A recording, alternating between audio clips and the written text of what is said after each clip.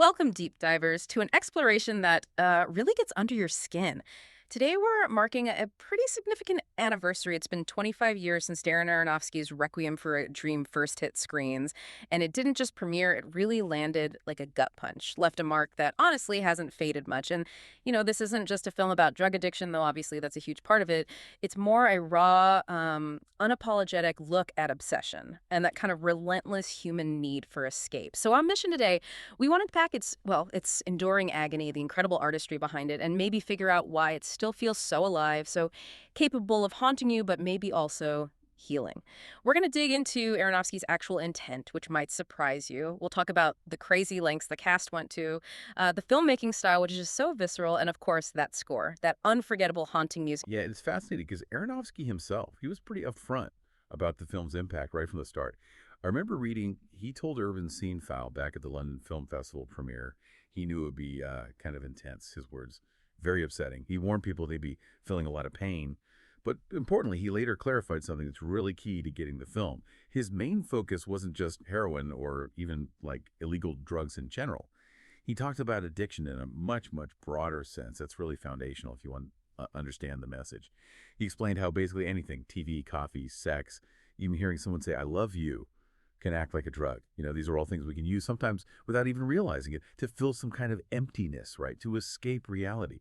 It just really highlights how that underlying drive, that compulsion, is way more universal than we tend to think. Wow, that really does broaden the definition, doesn't it? And it's a bit, unnerving. So, if we take that view, it means this isn't just a movie about junkies in the stereotypical sense. It really becomes a requiem for the human thirst for escape. Like you said, it's about how easily any of us can get tangled up in obsessions, big or small, just to cope. Think about it for a second, listener. What are those little daily escapes you might have, even the ones that seem totally harmless? That endless doom scrolling, maybe, compulsively checking your phone, or even just needing to be constantly busy, productive. The film kind of forces you to look at that stuff, doesn't it? And maybe recognize how those small escapes could, spiral. Okay, so if the big theme is obsession and escape, then Aronofsky's filmmaking style is like the echo of that. It's visceral. He uses this really unique set of tools, this stylistic arsenal that directly mirrors the chaos, the compulsion of addiction. He actually called it hip-hop montage. And these aren't just like flashy tricks for the sake of it. They're super intentional. We're talking about these incredibly rapid cuts, sometimes hundreds in just a few minutes. Split screens that shatter your focus, pull you in different directions at once. And those really unsettling snorri-cam shots, where the camera's literally strapped to the actor. It makes you feel like you're right there with them. Exactly. It makes you feel like you're them, floating through their disoriented world, almost like you're inside their head. These aren't just stylistic choices, they're tools, really powerful ones, designed to push you, the viewer, right into the character's fractured, obsessive mindsets. It's like this immersive empathy making you feel the obsession, not just watch it happen. Yeah, and Aronofsky himself talked about this. I think this is in DGAQ. He said he saw addiction fundamentally as repetitive behavior.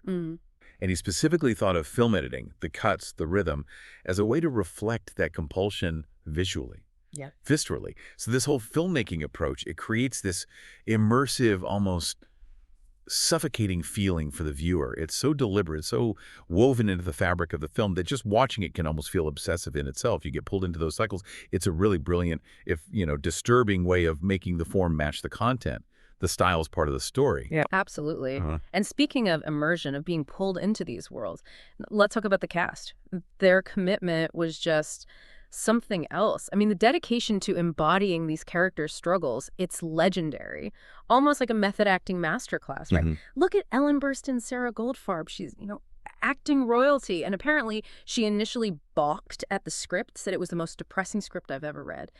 She wondered who on earth would want to see this movie, which is kind of understandable. Totally, it's brutal. But then she saw Aronofsky's earlier film, Pi, which is also pretty intense. Yeah. And she reconsidered. And thank goodness she did, because her performance earned her an Oscar nomination. Just incredible work. Aronofsky actually pointed to one specific scene, the famous red dress monologue. He called it the film's emotional fulcrum.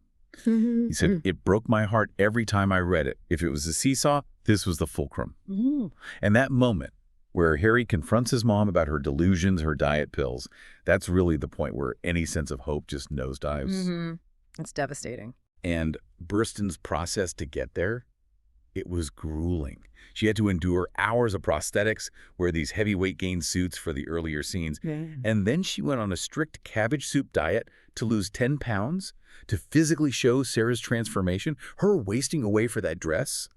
It was so real, so raw, that apparently the cinematographer was crying while filming one of her takes. It was just a perfect portrait of human collapse. And on top of all that, she was apparently super generous, coming in early to help Aronofsky workshop scenes, really collaborating. Just amazing commitment. Astonishing, truly. The transformation is unbelievable. And she wasn't the only one pushing herself to the limit. Jared Leto, playing Harry, he went deep into deprivation, starved himself, cut himself off from people, lost something like 28 pounds.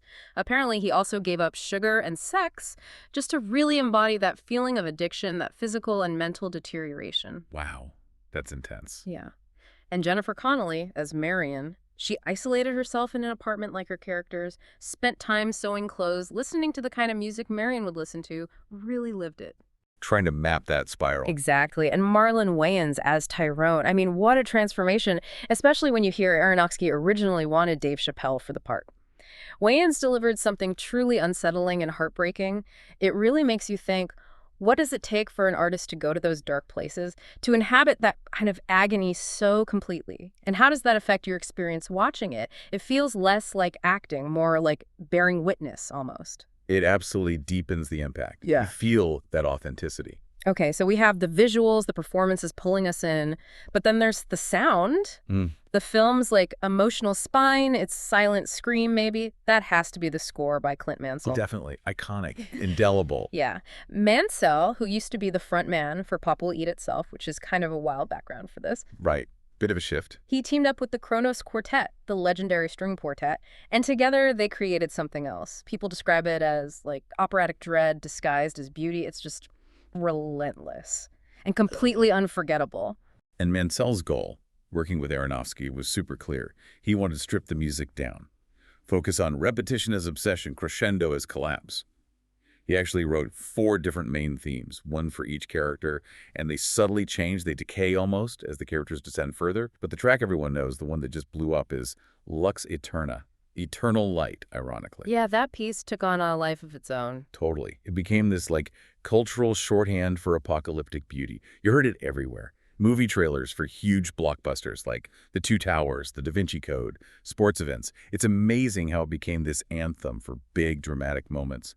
But honestly, it was never, ever more powerful or more devastating than in its original context, accompanying Sarah Goldfarb's final electroshock therapy montage. Oh man, the music just elevates that horror to an almost unbearable level. You feel her world collapsing with every note. Aronofsky even said, the first time I heard it laid against the film, I got chills. You knew you were watching something that was going to get under people's skin, and boy did it. That impact was huge globally. And Mansell himself said the music kind of grew beyond what he first imagined. He said it was about capturing the soul of desperation.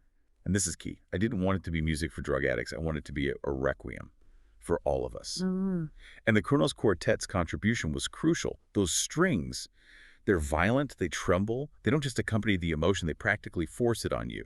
It really is grief turned into a crescendo, the sound of a soul caving in. It turns personal tragedy into this universal elegy. So powerful. And here we are 25 years on, and Requiem for a Dream is still kicking, still crushing, you know?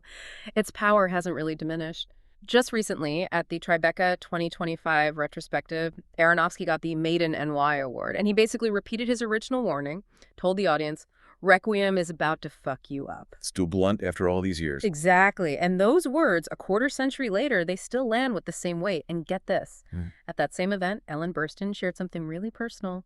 She said it was her first time watching the whole film again in 25 years. Wow. Yeah. And she admitted that her character, Sarah's obsession with dieting, the thing that drives her to amphetamines, she said it personally spoke to her, even now. That's incredibly telling, isn't it, about how deep those themes run, how relatable that obsession is, even for the person who embodied it so intensely. He really is. So this anniversary, it's not really about nostalgia, is it? It feels more like a reminder that sometimes the most human stories, the most necessary ones, are the ugliest ones, the ones we're often afraid to tell. I think the film lasts because it doesn't flinch. It refuses to sanitize these really painful parts of being human: obsession, despair, the dark side of hope. It holds that mirror up, and it doesn't let you look away easily. That really hits home. And it makes me wonder, why do certain films, especially the ones that make us uncomfortable, the ones that show us agonizing truths, why do they stick with us so profoundly? Why do they endure for decades and become part of how we understand ourselves? So, wrapping up this deep dive, it feels clear that Requiem for a Dream is just brilliant on so many levels. It's not just a film about drug addiction, it's this profound study of human obsession, period, how fragile hope can be, and that desperate, sometimes self-destructive search for escape we all grapple with in some way. Yeah, I think its lasting power really comes from its bravery. Its refusal to offer what Hollywood usually demands, which is tragedy with redemption, Yeah. or at least a glimmer of it. The industry is often, frankly, terrified of showing despair without an easy out. But Aronofsky holds that mirror up to the really uncomfortable, sometimes unredeemable parts of the human condition. He shows us the depths without flinching, makes us confront it without easy answers, and there's something really potent in that honesty. Absolutely. And that leads us perfectly to our final provocative thought for you, the listener, today.